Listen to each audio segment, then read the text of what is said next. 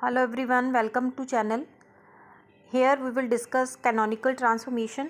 Canonical transformations are the transformation which help us to transform from one coordinate system to other coordinate system where the new coordinate system is the function of the old ones. Okay, तो here canonical transformation के बारे में जो full discussion है वो आपको previous video में मिल जाएंगी. अगर आप इस चैनल पे नए हैं तो आपको कैनोनिकल ट्रांसफॉर्मेशन टॉपिक को सर्च करना है और उस सर्च टॉपिक में आपको ये सारी जो डेरिवेशन है वहाँ पे आपको मिलेगी.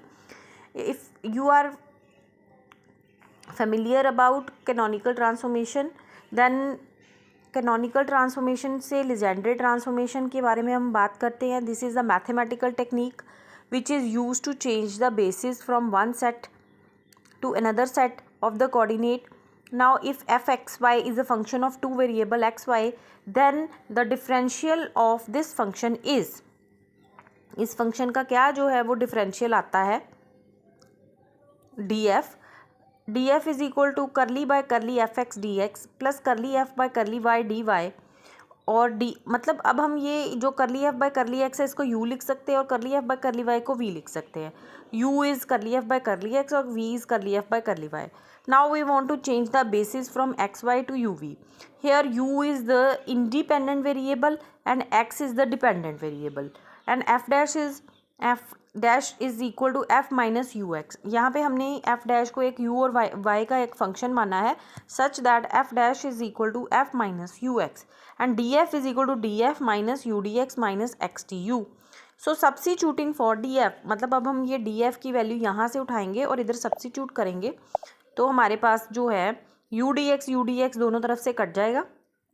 ओके तो फिर हमारे पास क्या बचेगा, d f is equal to v d y minus x t u. Now हमने एफ डैश को किसका फंक्शन माना है, यू एंड वाई का. सो हम डी एफ डैश को डेरिवेटिव की डेफिनेशन से लिख सकते हैं d f dash over d u plus into d u plus curly F by curly y into d y. अब ये ऊपर वाली इक्वेशन भी डी एफ डैश की, नीचे वाली भी डी एफ डैश की, दोनों को हम कंपेयर करेंगे तो एक्स का आंसर आएगा minus curly F by curly U and Y का आंसर आएगा it's curly F by curly Y. So these are the necessary relation for the Legendre's transformation. Means अगर आपको एक्स यू का function दिया हुआ है तो अगर F dash new generating function है minus curly F dash by curly U and V का आंसर होता है curly F dash by curly Y. So these are the Legendre's transformation. So जब कैनोनिकल ट्रांसफॉर्मेशन की बात करते हैं तो लीजेंड्रे इसी तरह से जो लीजेंड्रे एल है, लैग्रैंजियन एल है सॉरी, पी और क्यू का फंक्शन होता है. इसी तरह से जब हम एल डैश की बात करते हैं तो वो न्यू वाला कोऑर्डिनेट सिस्टम है, वो P Q capital P Q और क्यू के का फंक्शन होता है. दोनों जो है लैग्रैंजियन एल और एल डैश ये ओल्ड सिस्टम का है, ये न्यू सिस्टम का है. ये दोनों हैमिल्टन प्रिंसिपल को सेटिस्फाई करते हैं. ठीक, तो हम इसको हैमिल्टन प्रिंसिपल में डाल देते हैं delta from T1 to T2 integral l d t is equal to zero. Delta L dash dt is equal to 0 where L is, what is L by definition, it's k running from 1 to n. pk qk dot minus h is and L dash is equal to pk qk dot minus h dash in new system. तो इनको हमने L को इधर put करना है और L dash को हमने इधर पुट करना है.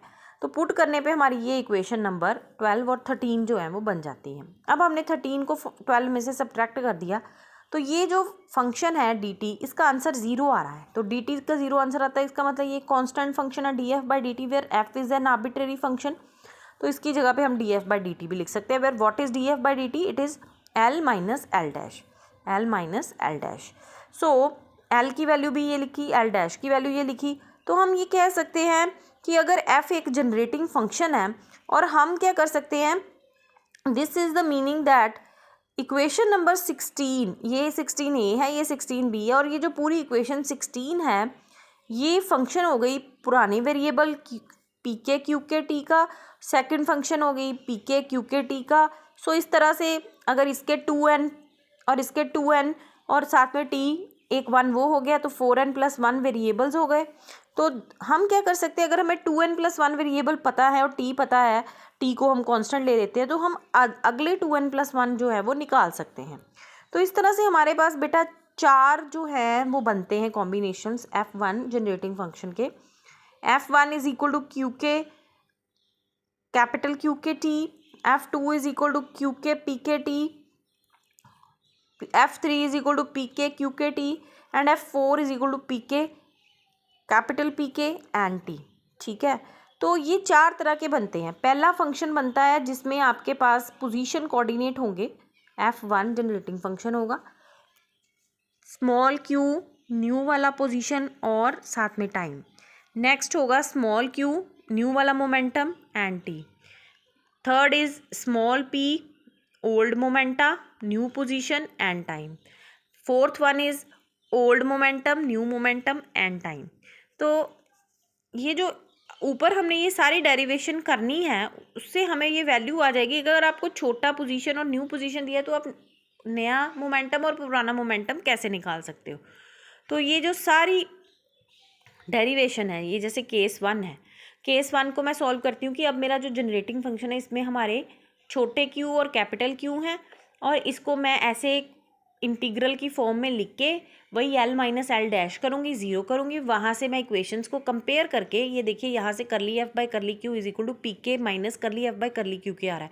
तो पी के का आंसर मतलब ये एक इंटीग्रल है, ये इसके इक्वल है, ये इसके इक्वल है, तो यहाँ से पी के का आंसर ये आ रहा है और करली कैपिटल पी के का आ रहा है minus curly F one by curly Q के। मीन्स अगर आपको generating function in form of this दिया है तो यहाँ से आप पी के निकाल सकते हैं और अगर F is equal to P के दिया तो आप ऐसे निकाल सकते हैं। And H dash is equal to H dash minus H is curly F one by curly T के क्यू के टी। इसी तरह से अगर मेरे पास जनरेटिंग फंक्शन F2 दिया हुआ है जिसमें Q, P और T है तो उससे भी मैं क्या कर सकती हूँ, अपना ये नेक्स्ट निकाल सकती हूँ कि मेरे पास करली Q दिया हुआ है तो करली P निकल जाएगा, P K निकल जाएगा, और अगर मेरे पास कैपिटल P दिया हुआ है तो करली कैपिटल Q मिल जाएगा हमें। इस तरह से ये थर्ड फंक्शन में हमें स्मॉल q दिया हुआ है तो यहाँ से हम स्मॉल p दिया हुआ है तो स्मॉल q आ जाएगा, और जो अगर हमें कैपिटल p दिया हुआ है तो हमें क्या मिल जाएगा, कैपिटल p मिल जाएगा, कैपिटल q दिया हुआ है, और ये h dash minus H is करली f3 बाई करली t। इसी तरह से केस नंबर 4 से हमें स्मॉल p कैपिटल p दिया हुआ है तो हमें स्मॉल q और कैपिटल q हमें मिल जाएगा। इस तरह से करली f1 बाई करली पी के, करली f4 बाई करली पी के, H dash minus H is equal to this. So कहने का मतलब ये होता है कि आप अगर आपको दिया हुआ है पुराना सेट तो आप नया सेट उससे निकाल सकते हैं। अब क्या कंडीशन है कि कोई ट्रांसफॉर्मेशन कैनोनिकल ट्रांसफॉर्मेशन कब होती है। मान लीजिए हमारे पास f is small q capital q and करली f बाई करली t is zero such that h dash is equal to h energy constant है, तो पी के का आंसर करली एफ बाई करली क्यू होता है और स्मॉल p निकल आया, कैपिटल P निकल आया। तो हमारे पास ये जो डी एफ की वैल्यू हम एज अ डेफिनेशन लगाएंगे, ये पी के है, ये कर्सिव कैपिटल पी के, तो ये जो है ना पी के डी क्यू माइनस पी के डी क्यू ये एक एग्जैक्ट डिफरेंशियल होना चाहिए, तभी आपकी कोई भी ट्रांसफॉर्मेशन कैनोनिकल होएगी, बिल्कुल सेट बैठेगी। आपके डिफरेंशियल को जब एग्जैक्ट रेफरेंशियल बना देती है तभी आप एक बेसिस से दूसरी बेसिस में आप ट्रांसफॉर्म कर सकते हैं। तो ये मैंने पूरी फाइल आपको अटैच कर दी है। आपको अगर कोई भी डाउट है, कोई भी क्वेरी है, डेरिवेशंस तो पेपर में नहीं आती हैं, अदरवाइज़ आप अगर थ्योरी पेपर तैयार कर रहे हैं तो उसमें ये आ भी सकती है, लेकिन for CSIR point of view you should be clear with your basic part also, as the channel firstly discuss with the basic knowledge of the content, then in the next part we will discuss how to apply it on the numericals. If you like the channel, please subscribe my channel for the more uploads. Thank you. Have a wonderful attempt for the CSIR exam.